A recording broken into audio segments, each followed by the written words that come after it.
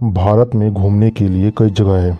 कई tourist spot तो इतने फेमस है कि वहाँ आपको हज़ारों लोगों की भीड़ मिल जाएगी। पर हमारे विशाल और खूबसूरत देश में कुछ स्पॉट ऐसे भी हैं जो घोस्ट टूरिस्ट के लिए प्रसिद्ध हैं। यहाँ लोग अलौकिक चीज़ें देखने और महसूस करने आते हैं। आप भानगढ़ के बारे में तो जानते ही होंगे, हमने उस पर वीडियो भी बनाई है। ऐसे ही कई जगह हैं जहाँ कुछ न कुछ रहस्य छुपा हुआ है।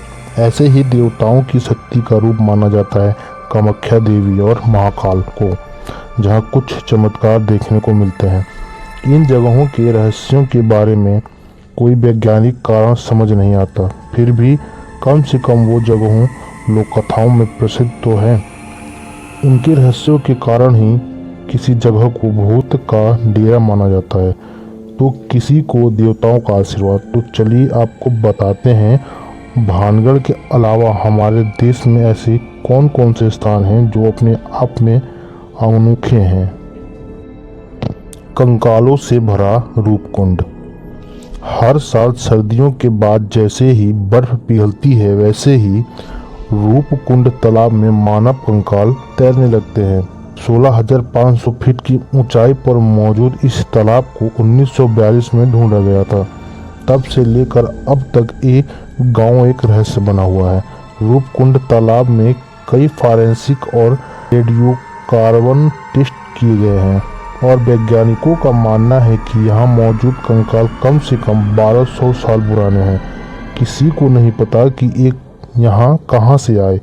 लोक कथा कहती है कि एक कन्नौज के राजा जसधवल और उनकी प्रेग्नेंट रानी और उनके सभी नौकरों का काफिला है जो नंदा देवी के दर्शन को निकले थे, लेकिन रास्ते में तूफान की चपेट में आ गए।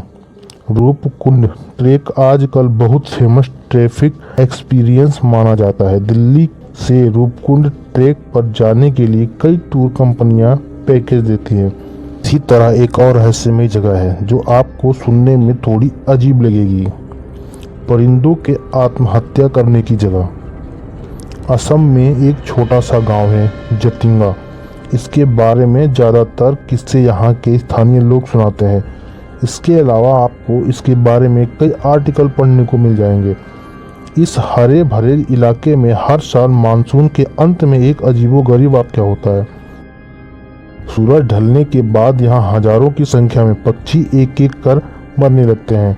ये हर दिन होता है और स्थानीय निवासियों के अनुसार यहाँ पर बुरी आत्माओं का साया है।